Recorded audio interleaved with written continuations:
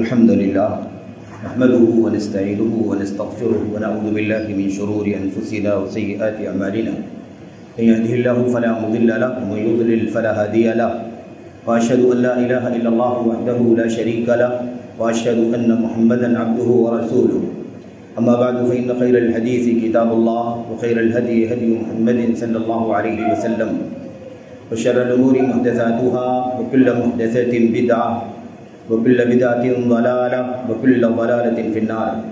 أعوذ بالله من الشيطان الرجيم. بسم الله الرحمن الرحيم. قل هذه سبيلي أدعو إلى الله على بصيرة أنا ومن اتبعني وسبحان الله وما أنا من المشركين.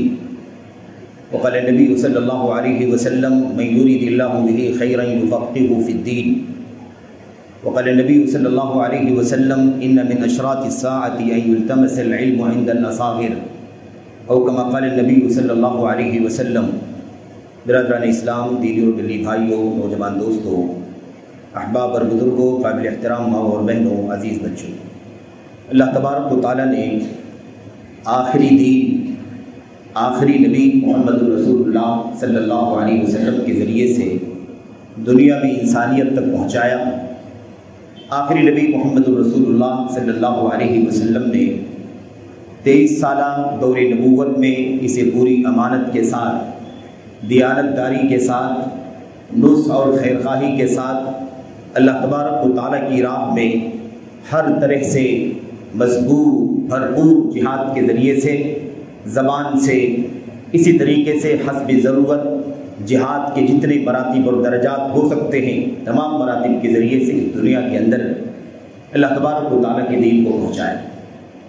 آپ صلی اللہ علیہ وسلم کو اللہ تبارک و تعالیٰ کی جانب سے وحی کے ذریعے سے تمام تر دین کے فرائض، ارکان، اسی طریقے سے اس کے نیچے کے مراحل کے جتنے بھی احکام اور مسائل ہیں، یہ تمام چیزیں اللہ تعالیٰ کی طرف سے انہیں بتائی جاتی تھی، ان کی رہنمائی ہوتی تھی. آپ صلی اللہ علیہ وسلم وحی کے ذریعے سے جو علم آپ کو اللہ کی تعالیٰ کی طرف سے ملتا تھا، اس کے ذریعے سے آپ اللہ کے بندوں تک اللہ کا پیغام پہنچایا کرتے تھے. بالآخر جب اجل نبی کریم صلی اللہ علیہ وسلم کا آ گیا اور آپ اس دنیا سے رخصت ہوئے، آپ نے رفیق اعلیٰ رب ذوالجلال سے ملاقات کر لی. اس کے بعد اب چونکہ آپ کی نبوت آخری نبوت، آپ خاتم النبیین، آپ کے بعد کوئی نبی نہیں، آپ کے بعد کوئی رسول نہیں، آپ کی امت ہی آخری امت ہے. آپ کی شریعت ہی قیامت تک آنے والی تمام تر انسانیت کے لیے، سبھی لوگوں کے لیے، وہی سب کے لیے شریعت. قرآن کریم اللہ تبارک و تعالیٰ کی آخری کتاب ہے جس کی ہدایات اور جس کی تعلیمات قیامت تک انشاءاللہ تبارک و تعالیٰ جاری رہیں گی.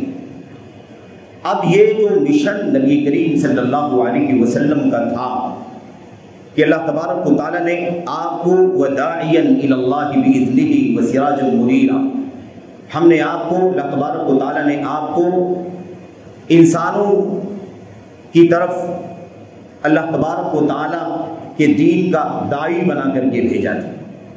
سراج منیر، روشن چراغ، خرافات سے، بدعات سے، شرکیات سے، باطل عقائد، افکار و نظریات سے لوگوں کو نکال کر روشنی میں لانے والا بنا کر کے اللہ تبارک و تعالیٰ نے آپ کو بھیجا تھا. آپ کی وفات کے بعد یہ مشن کیسے آگے چلے گا، دعوت کا یہ مشن آگے کیسے امت کے اگلوں تک کیسے پہنچایا جائے گا. ظاہر ہے کہ نبی کریم صلی اللہ علیہ وسلم کی وفات ہو گئی اور آگے نبوت کا سلسلہ بھی بند ہے، لیکن انسانیت بس رہی ہے، آباد ہو رہی ہے. اللہ تبارک و تعالیٰ کے بندگان دنیا میں اس وقت تک پیدا ہوتے رہیں گے جب تک آخری فرد، آخری نسمہ اس دنیا میں پیدا ہو نہیں جائے گا، اس وقت یہ سلسلہ چلتا رہے گا. تو اللہ تبارک و تعالیٰ کے بندگان کو اللہ تبارک و تعالیٰ کا دین کیسے پہنچے گا، یہ اللہ تبارک و تعالیٰ کے بندگان کو اللہ کے دین کی طرف، اس کی توحید کی طرف، اس کے نبی صلی اللہ علیہ وسلم کی سنت اور آپ کی سیرت کی طرف کیسے بلایا جائے گا، یہ مشن آخر کیسے آگے بڑھے گا. نبی دنیا سے جا چکا ہے، آگے کوئی نبی آنے والا نہیں. اس کا حل اللہ تبارک و تعالیٰ نے رب کریم نے اپنی کتاب کے اندر اور نبی کریم صلی اللہ علیہ وسلم نے اپنی سنت کے اندر جو بتلایا تھا وہ صرف اور صرف ایک سورس تھا. وہ سورس اسی کا امتداد ہے جو اللہ کے نبی محمد الرسول اللہ صلی اللہ علیہ وسلم کے ساتھ اللہ تبارک و تعالیٰ کی طرف سے وحی کے راستے سے ملتا تھا. یعنی وہ وحی کے راستے سے آنے والا علم اللہ تبارک و تعالیٰ کی کتاب، اللہ کے نبی محمد الرسول اللہ صلی اللہ علیہ وسلم کی سنت اور حضرات صحابہ کرام اور تابعین جنہوں نے یکے بعد دیگرے نبی کریم صلی اللہ علیہ وسلم کے اس علم کو باقاعدہ حاصل کیا، سنا، پڑھا، سیکھا اور اس کے بعد اسے نبی کریم صلی اللہ علیہ وسلم کی زندگی میں سامنے صحابہ کرام نے برتا. ان کی وفات کے بعد صحابہ کرام نے آئیڈیل بن کر کے امت کے اگلوں تک اس آئیڈیل کو پہنچایا. وہی سورس آگے چلتا رہے گا. کوئی نئی شریعت نہیں آئے گی، نہ کوئی نئی کتاب اترے گی، نہ کوئی ایسی صورتحال کی کوئی گنجائش اللہ تبارک و تعالیٰ کے دین میں رکھی گئی. لیکن سوال یہ پیدا ہوتا ہے کہ یہ مشن آگے کیسے بڑھے گا. اور نبی کریم صلی اللہ علیہ وسلم کی وفات سے لے کر آج 1444 اور بہت جلد 1445 میں ہم داخل ہونے والے، یہ 1435 سال تقریباً جو گزر چکے ہیں، اس عرصے میں آخر وہ مشن جو اللہ کے نبی محمد الرسول اللہ صلی اللہ علیہ وسلم کو دیا گیا تھا، وہ مشن اللہ کے نبی کی وفات کے بعد کن لوگوں کے ذریعے سے آگے بڑھ رہا ہے؟ کون لوگ ہیں جو اس مشن کو آگے لے جا رہے ہیں؟ کن کی ذمہ داری ہے صحیح معنوں میں اللہ تبارک و تعالیٰ کے کلام کی روشنی میں؟ کن کی ذمہ داری ہے کہ اس مشن کو صحیح معنوں میں سیکھیں، اس کا حمل کریں، حاصل کریں اور اس کے بعد اسے پوری امانت اور دیانت کے ساتھ ادا کریں؟ یہ ذمہ داری کس کی ہے؟ میرے بھائیوں، اسے بہت اچھی طرح سے، بہت گہرائی سے، بہت زیادہ سنجیدگی سے غور کرنے کی ضرورت.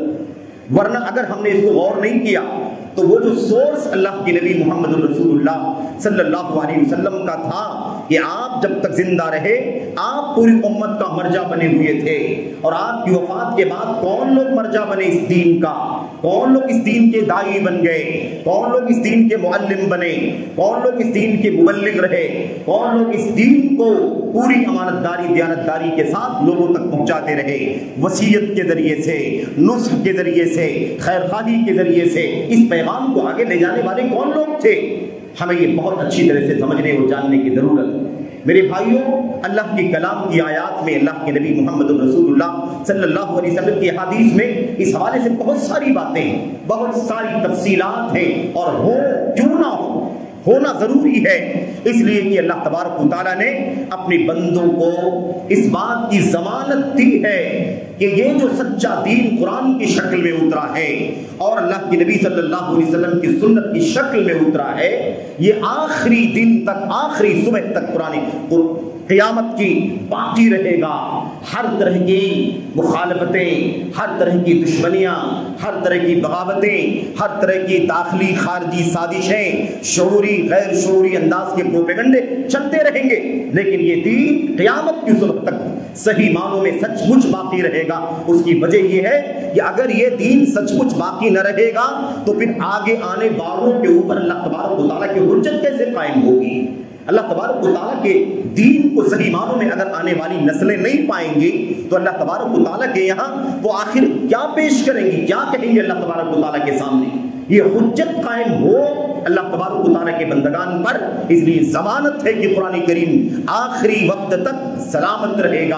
اس کی حفاظت کی ذمہ داری اللہ تبارک و تعالیٰ نے لے لی ہے، اور وہ شریعت جو اللہ کے نبی محمد رسول اللہ صلی اللہ علیہ وسلم کے قول فعل عمل تقریر کے ذریعے سے اور آپ کے فیصلوں کے ذریعے سے، آپ کی فتاووں کے ذریعے سے، آپ کی حدیث اور آپ کی سیرت کے ذریعے سے، آپ کے ایک ایک ادا کے ذریعے سے جو امت کو ملا تھا یہ باقی رہے گا، کسی بھی صورت میں اسے ختم نہیں کیا جا سکے گا. اس کے لیے کون لوگ ذمہ دار ہوں گے، اس کے افراد کون ہوں گے، اس مشن کے اصل حاملین کون ہوں گے، اس کے سچے حقدار کون ہوں گے جنہیں اللہ تبارک و تعالیٰ یہ حق دے گا، اس کی وضاحت اللہ تبارک و تعالیٰ کے کلام میں کی گئی ہے. اللہ کے نبی محمد رسول اللہ صلی اللہ علیہ وسلم کی سنت بھی کی گئی ہے. اختصار کے ساتھ کچھ باتیں میں اس پہلو پر عرض کرنا چاہتا ہوں میرے بھائیوں، اور اس کے پیچھے بہت بنیادی سبب ہے، بہت بنیادی وجہ ہے جس لیے اس بات کو کرنے کی ضرورت بھی ضروری ہے, اسے اچھی طرح جاننے اور سمجھنے کی بھی ضرورت ہے, اور لمبی گفتگو بھی ہونی چاہیے اس کے مختلف گوشوں کو, اس کے مختلف پہلوؤں کو, اس کے بہت سارے جو منفیات ہیں اس کی مخالفت کے نتیجے میں ان تمام منفیات کو سامنے لانے کی ضرورت ہے. اس سے ہٹنے کی صورت میں جو امت کے اندر فساد آ رہا ہے, جو بگاڑ آیا اور آ رہا ہے, جو انحراف آیا اور آ رہا ہے اور آئے گا, یہ سلسلہ چلتا رہے گا, اس کی وضاحت کرنا بہت اچھی طرح سے ضروری ہے. لیکن یہ بس چند مختصر باتیں ہیں جو اس خطبے کے اندر آپ کے سامنے میں عرض کرنا چاہتا ہوں بطور یاد دہانی, بطور تذکیر. کافی غلط فہمیاں چل رہی ہے اس میڈیا کے دور میں.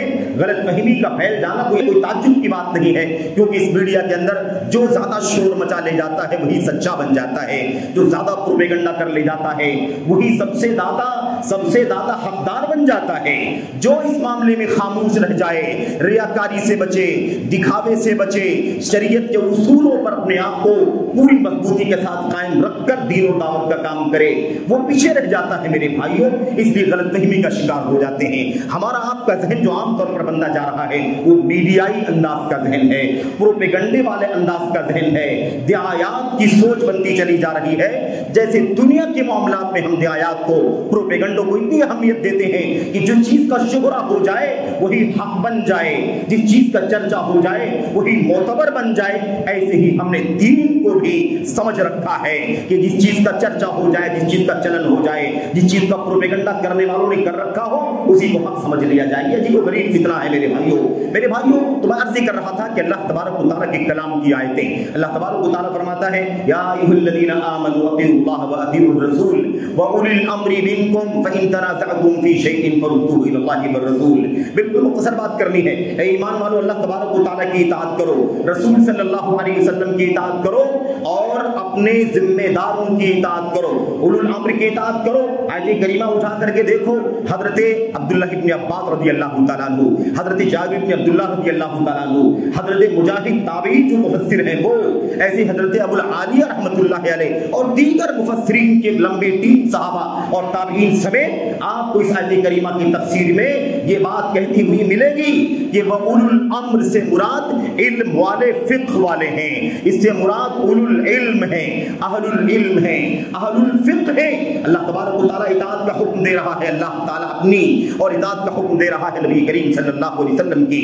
اور ساتھ ہی میں اللہ تبارک و تعالیٰ صرف عطف کے ذریعے سے فرماتا ہے جو تمہارے معاملات کی ذمہ دار ہیں. اب اللہ تبارک و تعالیٰ کا کلام تو موجود ہے, نبی کریم صلی اللہ علیہ وسلم کی سنت تو موجود ہے, لیکن اللہ کے نبی صلی اللہ علیہ وسلم براہ راست ہمارے درمیان موجود نہیں ہے. وہ کلام اللہ تعالیٰ کا موجود ہے, وہ اللہ کے نبی کی سنت موجود ہے, اور اس کلام الہی کو, سنت کو پڑھنے والے, اسے سیکھنے والے, اسے سمجھنے والے, اس کی فقاہت حاصل کرنے والے, اس کے گہرائیوں میں اترنے والے, اس کی بصیرت سے لبریز ہونے والے یہ علماء موجود ہیں جن کو اللہ تبارک و تعالیٰ نے اولو الامر کے نام سے یاد کیا ہے. یہ اولو الامر, اس کے اندر حکمران بھی ہیں, لیکن یاد رکھو حکمران کا درجہ علماء کے بعد ہے. یہ دو تفسیریں, ایک تفسیر تو یہ ہو گئی, ہم نے کہا کہ جمہور مفسرین کا کہنا یہ ہے کہ اس سے مراد علماء ہیں امت کے سچے علماء, جو قرآن کے علماء ہیں, جو سنت کے علماء ہیں, جو صحابہ کرام کی زندگی اور سیرت اور ان کے راستے کے علماء, یہ اس سے مراد ہیں. دوسری جو تفسیر ہے وہ یہ ہے کہ اس سے مراد حکمران ہیں, مسلمانوں کے حکمران, مسلمانوں کے عمراء, مسلمانوں کے خلفاء, مسلمانوں کے ائمہ مراد ہے اس سے. یہ دونوں تفسیریں میرے بھائیوں موجود ہیں, لیکن یاد رکھیں اچھی طرح سے کہ علماء فقہاء امت کے, ان کا مقام عمراء سے پہلے ہے. یعنی عمراء اور حکمران اور خلفاء اور بادشاہان بھی جو کچھ بھی فیصلہ کریں گے وہ اپنی امت کے علماء کی نگرانی میں فیصلہ کریں گے, فقہاء کی نگرانی میں فیصلہ کریں گے. جو بھی کانسٹیٹیوشن لاگو کیا جائے گا, جو بھی نظام اسلامی نظام میں لگایا جائے گا, اس سلسلے میں پورے طور پر ان حکمرانوں کی ذمہ داری ہوگی کہ وہ اپنے علماء سے رجوع کر کے ان کے رہنمائی میں کوئی بات, کوئی ضابطہ قائم کریں. اس بات کو بہت تفصیل سے جس نے بیان کیا ہے وہ حضرت امام ابن القیم رحمۃ اللہ علیہ نے بہت تفصیل سے گفتگو کی ہے اپنی کتاب اعلام الموقعین کے اندر, دیگر کتابوں کے اندر بھی. میرے بھائیوں, بتانا اصل میں یہ ہے کہ یہ بنیادی مسئلہ ہے۔ اللہ تعالیٰ نے اپنا ذکر اپنی اطاعت کا، اپنے رسول کی اطاعت کا اور اس کے بعد اطاعت کے لفظ کا اعادہ کیے بغیر، لیکن اللہ تعالیٰ نے کس کو عطف کے ساتھ بیان کیا؟ امت کے علماء کو، جو اسی قرآن کے علماء ہیں، جو اسی سنت کے علماء ہیں، جس بنیاد پر اللہ تبارک و تعالیٰ کی اطاعت، جس بنیاد پر نبی کریم صلی اللہ علیہ وسلم کی اطاعت ہو رہی ہے، اسی اطاعت کے محور، اطاعت کے سرچشمے کا علم رکھنے والے جو ہیں وہی معاملات کی ذمہ دار ہیں، وہی مسلمانوں کے قائدین ہیں، وہی مسلمانوں کے رہبر اور رہنما ہیں۔ انہی کو چاہیے کہ امت کے لوگ فالو کریں۔ اب نبی دنیا میں نہ رہے تو نبی کی سنت کے علماء دنیا میں ہیں، اب اللہ کے نبی نہ رہے تو اللہ کی کتاب کے علماء دنیا کے اندر موجود ہیں۔ ان لوگوں کی اتباع، ان کی پیروی، ان کے نقش قدم پر چلنا، ان کی رہنمائی میں رہنا، ان کے اشاروں کے مطابق تصدر کرنا، یہ میرے بھائیوں امت کے لوگوں کی ذمہ داری ہے۔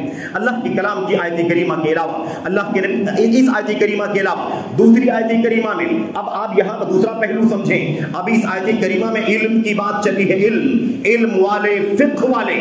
دوسری آیت کریمہ میں اللہ تبارک و تعالیٰ اس کو مزید وضاحت کے ساتھ بیان کرتا ہے۔ اللہ فرماتا ہے قُلْ هَٰذِهِ سَبِيلِي أَدْعُو إِلَى اللَّهِ عَلَىٰ بَصِيرَةٍ أَنَا وَمَنِ اتَّبَعَنِي۔ اللہ فرماتا ہے اے اللہ کے نبی آپ اعلان کر دیجئے، آپ امت کو یہ پیغام پہنچا دیجئے، هَٰذِهِ سَبِيلِي، اے امت کے لوگوں یہ میرا راستہ ہے، یہ قرآن کے ذریعے سے تم کو اللہ کی بات پہنچانا، یہ اپنی سنت کو تم تک پہنچانا، یہ میرا راستہ ہے۔ أَدْعُو إِلَى اللَّهِ عَلَىٰ بَصِيرَةٍ، میں لوگوں کو بلاتا ہوں اللہ کی طرف بصیرت کی روشنی میں، میں لوگوں کو بلاتا ہوں اللہ کی طرف، میں لوگوں کو دعوت دیتا ہوں، میں دائی ہوں، میں دائی کا مشن لے کے چل رہا ہوں، میں دائی کی حیثیت سے کام کرتا ہوں۔ اعلیٰ بصیرہ، علم کی روشنی میں۔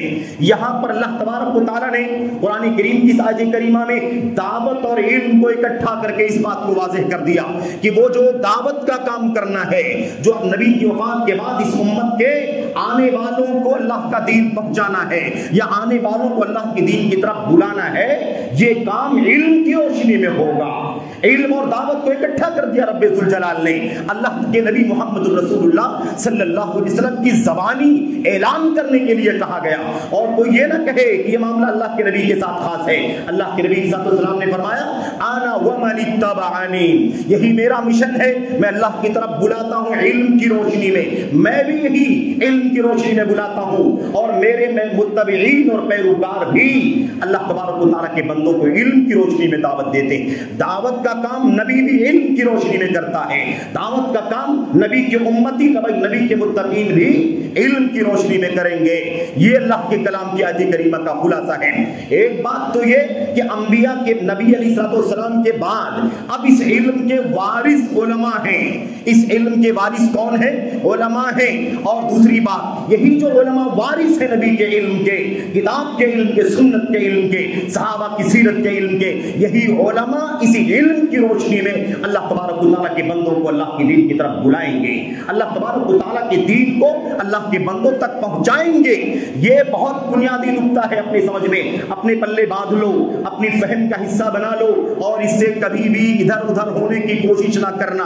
اگر اس سے ہٹے تو وہی انجام ہوگا جو نبی محترم صلی اللہ علیہ وسلم نے ہمیں بتلا دیا تھا، جس سے آگاہ کر دیا تھا، جس سے چوکنا کر دیا تھا۔ اور افسوس کے ساتھ کہنا پڑتا ہے کہ وہ دور تو ابھی نہیں آیا جو بات اللہ کے نبی محمد رسول اللہ صلی اللہ علیہ وسلم نے فرمائی تھی، لیکن حالات کا بگاڑ، حالات کا انحراف اور حالات کا فساد اس قدر بڑھتا چلا جا رہا ہے کہ اس وقت سے پہلے حالات بہت تیزی کے ساتھ اس طرف جا رہے ہیں۔ اللہ کے نبی محمد رسول اللہ صلی اللہ علیہ وسلم نے اب انہی علماء کو، جو علماء علم کے ساتھ قرآن کا علم، سنت کا علم، صحابہ کی سیرت اور تابعین کی زندگی کا علم، اس علم کے ساتھ اللہ کے بندوں کو دین کی دعوت دے کے تبلیغ کریں گے، ان علماء کے بارے میں اللہ کے نبی علیہ السلام نے فرمایا تھا کہ یہ علماء رہیں گے، یہ سلسلہ چلتا رہے گا، سلسلہ چلتا رہے گا۔ یہ علماء اللہ کے نبی محمد رسول اللہ صلی اللہ علیہ وسلم کی دعوت کے مشن کو اور تبلیغ کے مشن کو پوری امانت داری، دیانت داری کے ساتھ امت کے اگلوں تک پہنچائیں گے۔ یہ بات آپ نے بتا دی تھی، لیکن آپ نے فرمایا تھا یہ سلسلہ کب تک چلے گا؟ اس وقت تک چلتا رہے گا جب تک علماء موجود رہیں گے، جب تک علماء دنیا کے اندر موجود رہیں گے۔ دنیا کے چپے چپے میں، مشرق ہو، مغرب ہو، شمال ہو، جنوب ہو، کوئی بھی خطہ ارض ہو، میرے بھائی اللہ تبارک و تعالیٰ کے دین کے علماء موجود رہیں گے۔ یہ کام چلتا رہے گا جب علماء کو اللہ تبارک و تعالیٰ موت دے دے کر کے علم اٹھا لے گا۔ یاد رکھو، علماء کے ہوتے ہوئے یہ کام نہیں ہوگا کہ علماء موجود ہوں اور اس کے بعد یہ فتنہ آ جائے۔ اللہ کے نبی نے کیا فرمایا تھا؟ آپ نے فرمایا تھا جب اللہ تبارک و تعالیٰ موت دے دے کر کے علماء کو اٹھا لے گا، علماء مر جائیں گے اور ان کے دفن ہونے کے ساتھ ساتھ ان کے سینے میں کتاب و سنت کا علم بھی دفن ہو جائے گا۔ جب یہ صورتحال پیدا ہو جائے گی حتی اذا لم یبق عالما، یہاں تک حالت ہو جائے گی کہ اللہ تبارک و تعالیٰ کسی عالم کو باقی نہیں چھوڑے گا بلکہ سب کی موت ہو جائے گی۔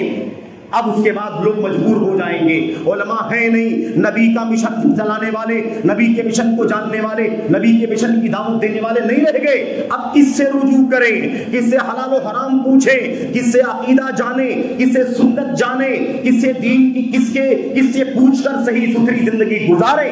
کوئی مرجع، کوئی سورس باقی نہیں بچے گا۔ اتخذ الناس رؤوسا جہالا، تو اس وقت صورتحال کیا ہوگی میرے بھائیوں؟ لوگ جاہلوں کو اپنا قائد بنا لیں گے، جاہلوں کو اپنا اگوا، اپنا پیشوا، اپنا سرگنا بنا لیں گے اور ان سے رجوع کریں گے۔ آپ بتائیے حلال ہے کہ حرام ہے، آپ بتائیے کہ صحیح ہے کہ غلط ہے، آپ بتائیے کہ یہ کام کریں کہ نہ کریں، آپ بتائیے کہ اس کا حکم کیا ہے۔ جاہلوں سے پوچھیں گے، جاہلوں کو اپنا پیشوا اور سردار بنا لیں گے۔ اس کے بعد ہوگا کیا؟ فَسُئِلُوا فَأَفْتَوْا بِغَيْرِ عِلْمٍ، انہی جاہلوں سے پوچھا جائے گا۔ اس لیے جاہلوں سے پوچھا جائے گا کہ علماء ختم ہو جائیں گے، علماء ناپید ہو جائیں گے، پوچھا جائے گا ان سے۔ میرے بھائیوں اب یہ جاہل ہوں گے، جہالت کے ساتھ جواب دیں گے، لا علمی کے مطابق حلال ہے، حرام ہے، جائز ہے، ناجائز ہے، یہ سٹینڈ ہے، یہ موقف ہے، یہ رویہ ہونا چاہیے، ایسا کرنا چاہیے، ایسا نہیں کرنا چاہیے۔ یہ لوگ آزاد ہو کر کے جہالت کی بنیاد پر جواب دیں گے۔ صورتحال یہ ہو جائے گی وَضَلُّوا وَأَضَلُّوا، خود بھی گمراہ ہوں گے اور یہ پوچھنے والے، یہ مسئلہ پوچھنے والے، یہ حلال و حرام کی فتوے پوچھنے والے، یہ رجوع کرنے والے، ان جاہلوں کو اپنا پیشوا بنا کر کے ان سے کنسلٹ کرنے والے بھی گمراہ کر دیے جائیں گے۔ وہ خود بھی گمراہ ہوں گے، ان کو بھی گمراہ کر دیں گے۔ پتہ چلا جہالت کی شروعات کب ہوتی ہے؟ جب علم چلا جاتا ہے۔ علم نہیں ہے جہالت کا دور دورہ ہوگا۔ علم روشنی ہے، جب تک روشنی ہے کبھی بھی ضلالت نہیں آ سکتی۔ ہدایت کا راستہ روشن چمکتا ہوا دکھائی دے گا۔ جب علم ختم ہو جائے گا، جہالت آ جائے گی، تو جہالت آئے گی تو ضلالت بھی آئے گی۔ یاد رکھو میرے بھائیوں، یہ بات اللہ کے نبی نے فرمائی تھی، لیکن افسوس کے ساتھ کہنا پڑتا ہے اور یہ بات بار بار بھی کہی جاتی ہے کہ آج امت کے اندر علماء کی بڑی تعداد موجود ہے، بڑی تعداد علماء کی موجود ہے۔ مشرق مغرب شمال جنوب میں علماء کی تعداد ان گنت ہے، اور یہ ان علماء کی بات کر رہا ہوں جو علماء حق ہیں، علماء علی منہاج النبوہ ہیں، علماء سنت ہیں، علماء منہج حق ہیں، ان کی بات کرتا ہوں۔ ان کی بات نہیں کرتا جو علماء سو ہیں، جو نفس پرست ہیں، جو اپنی پارٹیوں کی طرف، اپنے مقصد کی طرف، اپنے جھنڈوں کی طرف، اپنے اسٹیج کی طرف، اپنے بینر کی طرف، اپنے سنگٹن کی طرف، اپنے پیر و مرشد کی طرف دعوت دینے کا کام کرتے ہیں۔ ایسے لوگوں کو نہیں کہا جاتا۔ اللہ کے نبی علیہ السلام نے وہ جملہ یاد رکھنا، ضلالت کا اللہ کے نبی نے استعمال کیا ہے۔ ایک بات گمراہ ہوں گے اور آگے فرمایا گمراہ کریں گے۔ دوسری حدیث میں اللہ کے نبی نے فرمایا تھا مجھے سب سے زیادہ جس بات کا خوف ہے، اے میری امت کے لوگوں، مجھے سب سے زیادہ تمہارے بارے میں جس بات کا ڈر ہے وہ گمراہ کرنے والے پیروں کا ڈر ہے، گمراہ کرنے والے قائدین کا ڈر ہے، گمراہ کرنے والے مرشدوں کا ڈر ہے، گمراہ کرنے والے اماموں کا ڈر ہے۔ ان اخوف ما اخاف علیکم الائمۃ المضلین، میں گمراہ کرنے والے پیشواؤں کا سب سے زیادہ خوف کرتا ہوں تمہارے بارے میں۔ میرے بھائیوں یہاں بھی گمراہ کرنے والے، پتہ چلا کہ وہی علم مفقود ہو جائے گا۔ اسی لیے اللہ کے نبی نے فرمایا تھا خذ العلم قبل ان یذهب، خذ العلم قبل ان یذهب، اے لوگوں علم کے چلے جانے سے پہلے علم حاصل کر لو، علم کے اٹھ جانے سے پہلے علم کو حاصل کر لو، اسے باندھ لو، سیکھ لو، اپنے دل و دماغ میں پیوست کر لو۔ صحابہ نے کہا، لوگوں نے کہا اللہ کے نبی صلی اللہ علیہ وسلم مسئلہ بھلا یہ علم کیسے چلا جائے گا؟ یہ قرآن ہمارے بیچ میں ہے، یہ سنت ہمارے بیچ میں ہے، ہم اس کو پڑھتے ہیں پڑھیں گے، ہمارے بچے اس کو پڑھتے ہیں پڑھیں گے، ہماری بیویاں اس کو پڑھتی ہیں پڑھتی رہیں گی، ہم اپنے آنے والے نسلوں کو بھی پڑھائیں گے، ہم اپنے پوتوں کو پوتیوں کو بعد والوں کو بھی پڑھائیں گے۔ یہ قرآن سیکھنے پڑھنے کا سلسلہ چلتا رہے گا، اس کی تلاوت کا سلسلہ چلتا رہے گا، تو گمراہی کہاں سے آ جائے گی؟ علم کیسے اٹھ جائے گا؟ اللہ کے نبی محمد رسول اللہ صلی اللہ علیہ وسلم نے یہ فلسفہ بھی بتلا دیا تھا، یہ نقطہ بھی سمجھا دیا تھا۔ اے لوگوں کتاب کے رہنے سے علم کا رہنا ضروری نہیں ہے، ضروری نہیں ہے کہ کتاب ہو تو علم بھی ہو، ضروری نہیں ہے کہ سنت کا ذخیرہ موجود ہو تو علم بھی موجود ہو، نہیں، اس کتاب کے جاننے والے علماء رہنا ضروری ہے، اس سنت کے جاننے والے علماء کا رہنا ضروری ہے۔ اللہ کے نبی نے فرمایا تھا، یاد رکھو اگر کتاب کافی ہوتی ضلالت سے بچانے کے لیے، گمراہی سے بچانے کے لیے، تو اہل کتاب کی کتاب موجود ہے، یہ یہودیوں کا تورات موجود ہے، یہ انجیل عیسائیوں کی انجیل موجود ہے کہ نہیں موجود ہے؟ موجود ہے، لیکن پوری قوم گمراہ ہوتی چلی جا رہی ہے۔ کیوں؟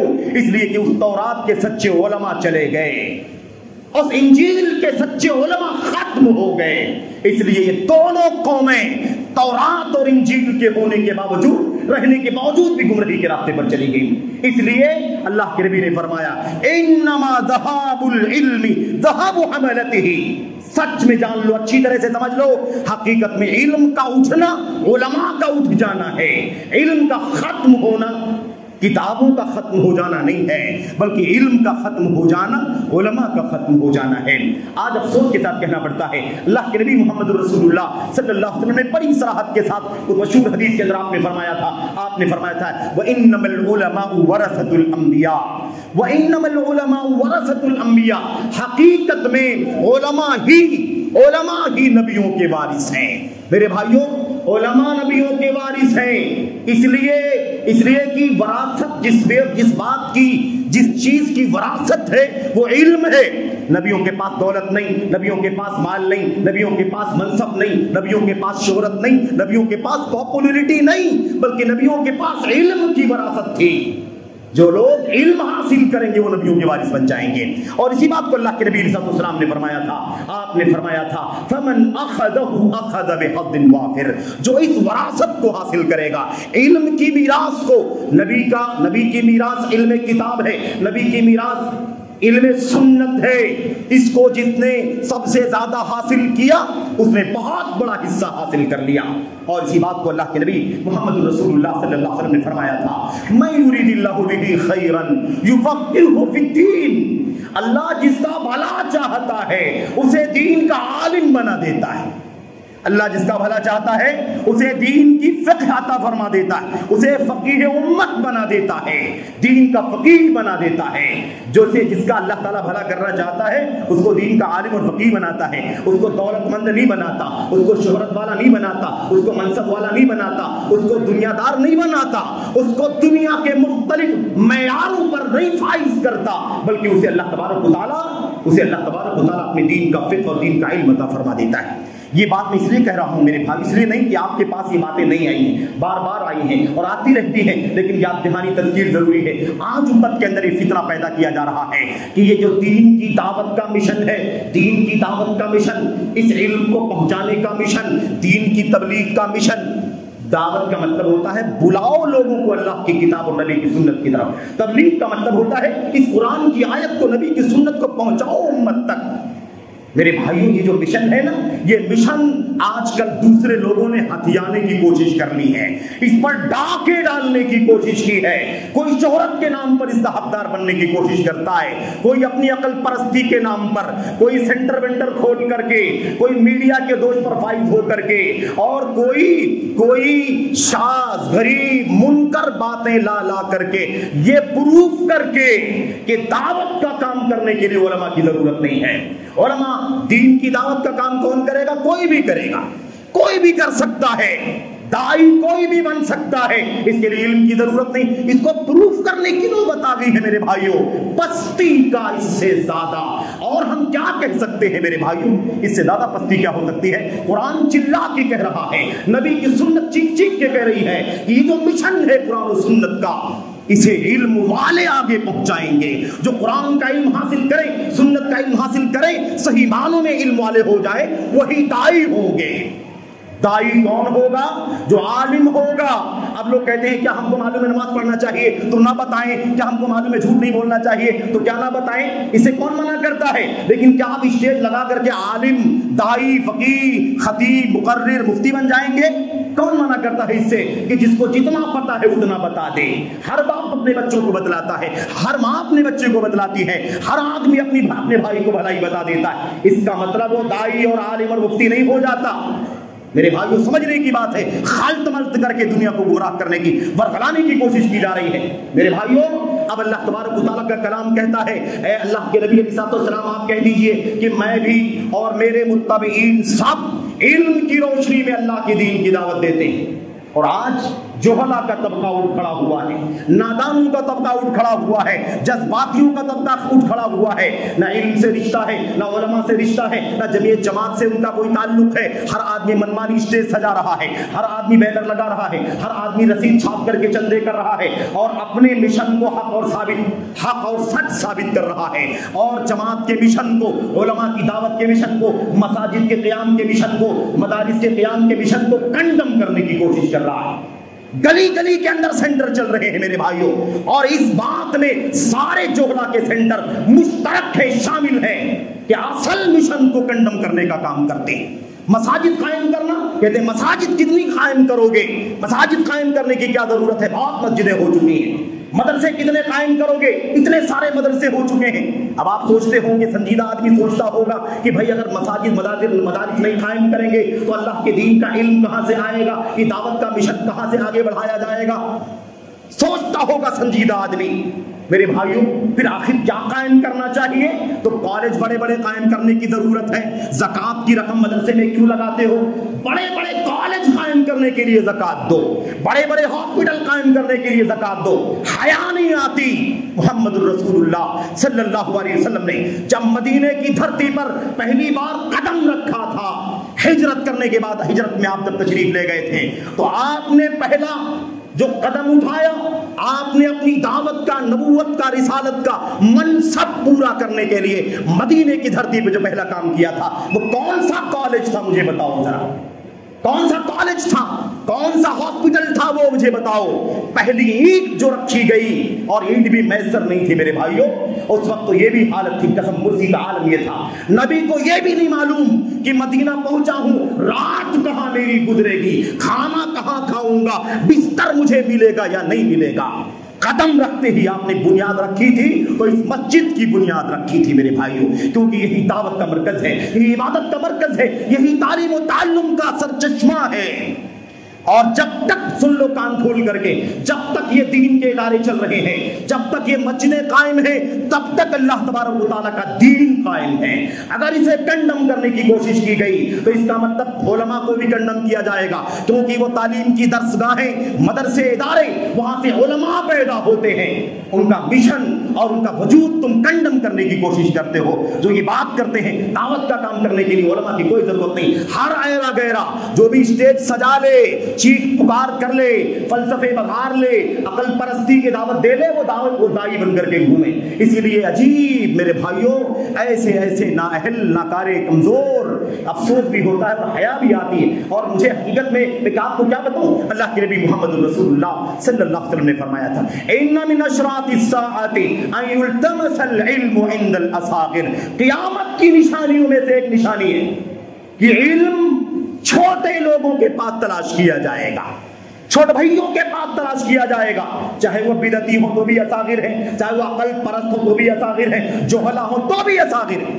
4-5 تفسیریں اس کی موجود ہیں میرے بھائیوں۔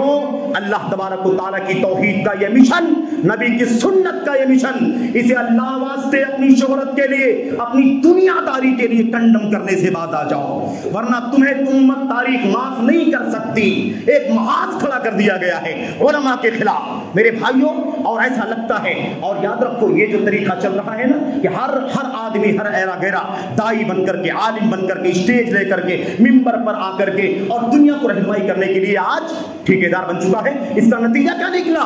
ان مدرسوں کا کردار مجروح کیا جا رہا ہے، ان مدرسوں میں پڑھنے والے طلبہ کا کردار مجروح ہو رہا ہے، وہاں کے علماء کا، وہاں کے معلمین کا، مدرسین کا کردار مجروح ہو رہا ہے، اداروں کا کردار مجروح ہو رہا ہے، ان مساجد کا کردار مجروح ہو رہا ہے۔ اچھے سچے جو علماء ہیں، جو صحیح معنوں میں دعوت کے کام کرنے والے ہیں، ان کی کوششوں کو، ان کے کارناموں کو کنڈم کرنے کا ایک مشن چلایا جا رہا ہے۔ میرے بھائیوں میں بہت ہی زیادہ میرے بھائیوں سنجیدگی کے ساتھ یہ بات عرض کرنے کی درخواست کرتا ہوں، اللہ واسطے جو اس طرح کی راہ پر چل رہے ہوں، اس طرح کی ذہنیت ان کی بنی ہوئی ہو کہ मदरसे की कोई ज़रूरत नहीं, मस्जिद की कोई ज़रूरत नहीं, उलमा की कोई ज़रूरत नहीं, इल्म हासिल करने की कोई ज़रूरत नहीं। ऐसे लोग अल्लाह वास्ते जल्द से जल्द तौबा कर लें, जल्दी तौबा कर लें, वरना अपनी हरकतों से, अपने मिशन से, अपनी दावत से, अपनी चलत फिरत से, अपने माल से, अपनी सरगर्मी से दीन के असल मिशन को नुकसान पहुंचाने वाले बन जाएंगे। अल्लाह से दुआ करते हैं कि अल्लाह तबारक व तआला हमें होश के नाखुन लेने की तौफीक अता फरमाए। अल्लाह तबारक व तआला हमारे नौजवानों को, अजीजों को, सिर्फ जज्बात से कोई मसला हल नहीं होता, किताब और सुन्नत के दलाइल का पाबंद होना जरूरी होता है। उसके बगैर कुछ काम नहीं चल सकता मेरे भाइयों। इसलिए आजाद हो जाओ। जज्बा दावत का बहुत ज्यादा है, जहालत के साथ कोई दावत के जज्बे की जरूरत नहीं। इसका मिशन है वो अदा करेगा। ये भी लोग कहते हैं उलमा काम नहीं करते हैं, उलमा अपनी जिम्मेदारी नहीं अदा करते हैं तो हमको आना पड़ता है। क्या दलील है भाई? क्या दलील है कि उलमा, अगर फर्ज करो, झूठ है ये, बिल्कुल झूठ है, लेकिन अगर फर्ज कर लो कि उलमा काम नहीं करते हैं तो क्या दलील है कि जाहिल काम करेंगे? क्या दलील है कि आउटसाइडर काम करेंगे? क्या दलील है कि जिसको कोई अता पता नहीं है, ना अरबी जबान का, ना शरीयत का, ना उसूल का, ना हदीस का, ना उसूल हदीस, ना तफसीर का उसूल, कोई पता नहीं, और दावत का काम कर रहे हैं। और ये दुनिया के सामने इसको फैला भी रहे हैं कि इल्म की जरूरत है ही नहीं, उलमा की कोई जरूरत नहीं है दाई बनने की, हर आदमी दाई। ये मिशन बड़ा खतरनाक है। अपनी गलती अपनी हद तक रह जाए तो ठीक है, लेकिन ये मिशन चलाना कि उलमा को कोई जरूरत नहीं है, दुआत कोई भी बन सकते। याद रखो, अल्लामा नासिर बिन अब्दुल करीम अल अक्ल हफिज़हुल्लाह ने एक मुस्तकिल रिसाला लिखा है, अल उलमा हुमुद दुआत, उलमा ही दाई है। दाई कौन है? उलमा ही दाई। क्यों कहा? इसलिए कि अल्लाह ने फरमाया, अदउ इलल्लाहि अला बसीरा, मैं दावत देता हूं इल्म की रोशनी में। नबी अगर इल्म के साथ दावत देता है तो इल्म वाले ही दाई बन सकते हैं। इसे अच्छी तरह अपने पल्ले बांध लें। अल्लाह से दुआ करते हैं कि अल्लाह तबारक व तआला हमें और आपको हक समझने की, हक बोलने की, हक को संजीदगी के साथ सुनने का जज्बा पैदा करने की तौफीक अता फरमाए। अल्लाह से डर करके, अल्लाह का खौफ करके, अल्लाह के दीन के मिशन को अपनी असल राह पर चलाने के लिए हमें फिक्रमंद और संजीदा होने की तौफीक अता फरमाए। आमीन रब्बिल आलमीन। सल्लल्लाहु अलैहि वसल्लम व बारक अला नबीना मुहम्मद व अला आलिहि व सहबिहि अजमईन। अस्सलामु अलैकुम व रहमतुल्लाहि व बरकातुहू।